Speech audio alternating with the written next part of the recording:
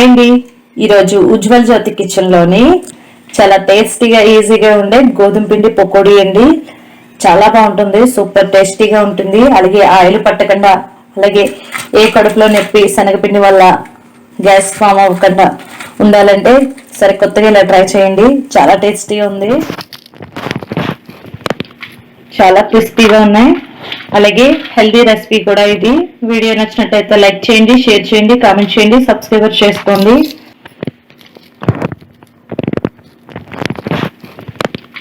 చాలా క్రిస్పీగా ఉన్నాయి. ఇక్కడ ఉల్లిపాయలు ఒక 4 తీసుకున్నాను. అలాగే గుప్పిడి కరివేపాకు, అల్లం చిన్న సైజు ముక్క కట్ చేసి తీసుకోండి. అలాగే పచ్చిమిరపకాయలు, ఇవి కారంగా ఉంటాయని చెప్పి 2 చిన్నగా ముక్కలుగా కట్ చేసి 2 పొడవుగా స్పీలికల కింద ఉంచేసాను.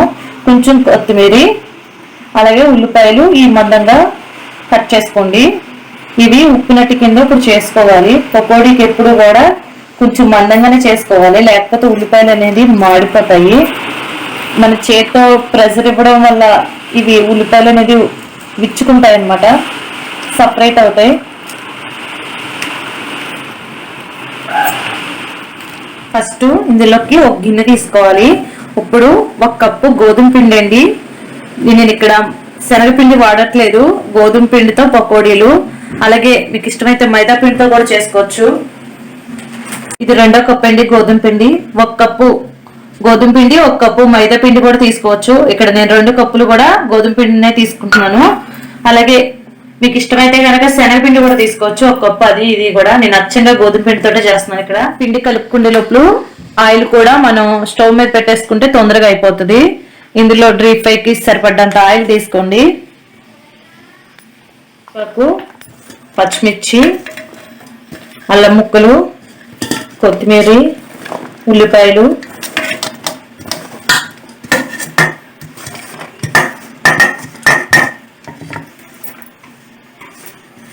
ఇందులో రుచికి తగ్గట్టు ఉప్పు వేసుకోండి. ఇక్కడ నేను 1 స్పూన్ యాడ్ చేస్తున్నాను. జీలకర్ర 1/2 టీ స్పూన్ వేస్తున్నాను. మీకు కావాలితే ఎక్కువ కూడా తీసుకోవచ్చు. అలాగే వాము కూడా తీసుకోవచ్చు. అలాగే 1 స్పూన్ ధనియాల పొడి తీసుకోండి. ఇక్కడ 1 స్పూన్ గరం మసాలా తీసుకోండి. గరం మసాలా లేదని చెప్పి నేను ఇక్కడ చికెన్ మసాలా తీసుకున్నాను. 1 స్పూన్ తీసుకోండి. చిటికెడంతా పసుపు తీసుకోండి. పసుపు అనేది మీ ఆప్షనల్ మాత్రమే. పసుపు వద్దంటే స్కిప్ చేసేయచ్చు. కలర్ కోసం అని చెప్పి నేను పసుపు వేసుకుంటున్నాను. కారం 1 స్పూన్ తీసుకోండి. కారం అనేది కూడా మీకు ఇష్టమైతే వేసుకోవచ్చు, లేకపోతే స్కిప్ చేసేయచ్చు. వాము తీసుకోండి 1 స్పూన్. ఇప్పుడు వీటిలన్నీ కూడా వాటర్ వేయకుండా పిండికి పట్టేటట్టు బాగా కలుపుకోండి. అప్పుడే మనకి వాటర్ అనేది ఎంత కావాలో చూసుకోవడానికి బాగుంటుంది.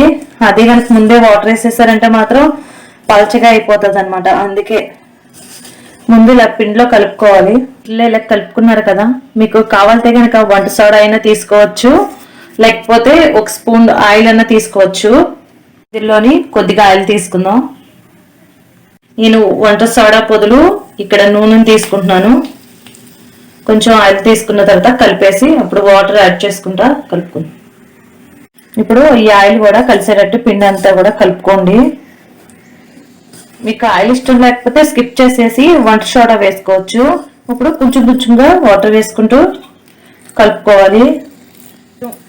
కొంచెం కొంచెంగా వాటర్ యాడ్ చేసుకుంటూ కూడా పలచన అవ్వకుండా చూసుకుంటూ కలుపుకోవాలి. మన శనగపిండి కంటే కొంచెం పిండి అనేది గట్టిగా కలుపుకోవాలి. ఇది దీనివల్ల ఏంటంటే ఆయిల్ కూడా ఎక్కువ లాగదనమాట.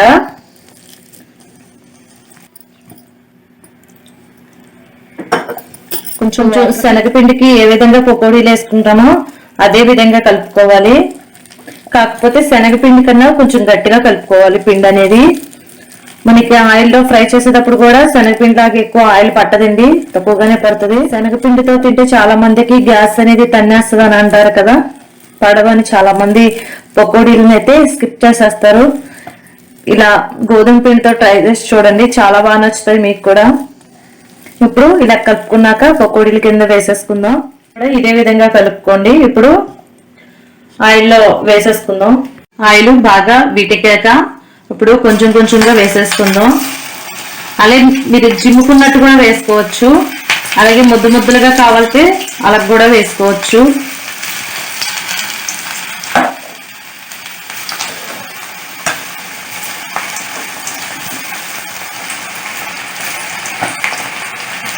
ఇప్పుడు కలుపుకుందాం.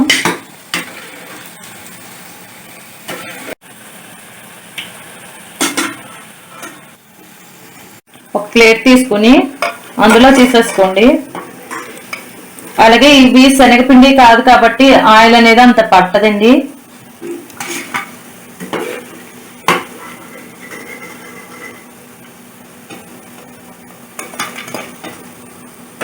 ఇప్పుడు ఇవి పక్కన పెట్టుకోండి. అలాగే మీకు పకోడీలు అనేది గట్టిగా వస్తాయి అనుకుంటే కనుక కొంచెం వాటర్ వేసుకోండి, మెత్తగా వస్తాయి.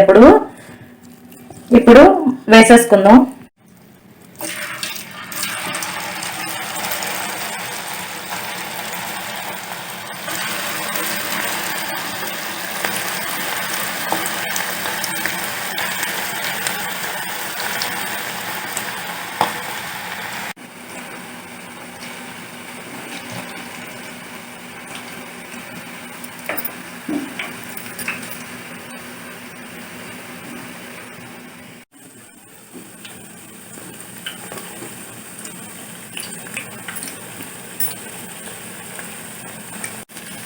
ఒకసారి కలుపుకుందాం.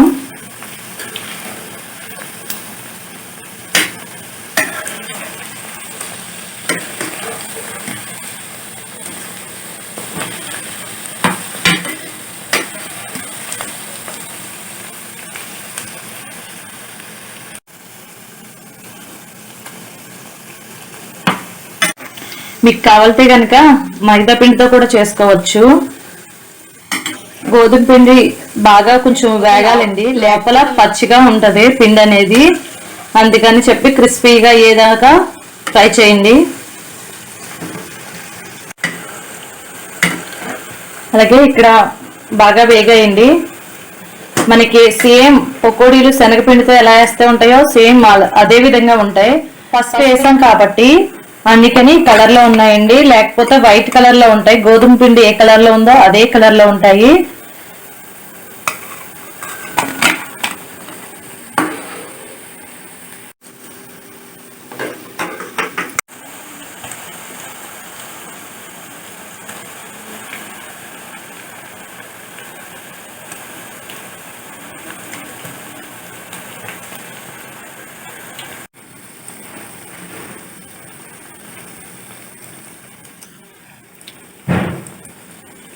అయిపోయాయి. అలాగే మీకు కారం కావాలంటే కనుక ఒక పచ్చిమిరపకాయ తీసుకుని దాన్ని చాక్ తోటి నిలువుగా చీలుకోండి. ఇప్పుడు దీన్ని కూడా ఆయిల్లో ఫ్రై చేయండి. తర్వాత కొంచెం సాల్ట్ వేసి ఆ పచ్చిమిరపకాయని పకోడీలో తింటా దాన్ని ఒక మిరపకాయని కొరుకుతా తిన్నారంటే సూపర్ ఉంటుంది దాని టేస్ట్ అనేది. ఇప్పుడు ఇవి ఫ్రై అయిపోయాయండి, పక్కకు తీసేసుకుందాం.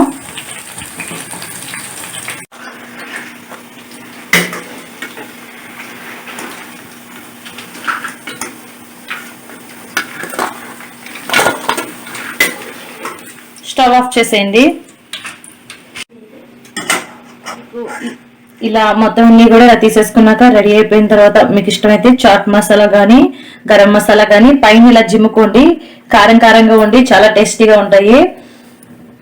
అంతేనండి, చాలా సింపుల్ గా చాలా టేస్టీగా ఉంటాయి. ఒకసారి ట్రై చేయండి, చాలా టేస్టీగా ఉంటాయి. అలాగే ఈ పచ్చిమిరపకాయని మధ్యలో స్టఫ్ కింద కొరుకుతూ పకోడీ ఒకటి తిన్నారంటే, దానికి తగ్గట్టు చాయ్ ఒకటి కాసుకున్నారంటే సూపర్ ఉంటుంది. ట్రై చేయండి ఒకసారి. ఈ పకోడీలు ఒక 4 రోజుల పాటు నిలవ ఉంటాయండి. పిల్లలైతే హ్యాపీగా తింటారు. ఒకసారి ట్రై చేయండి.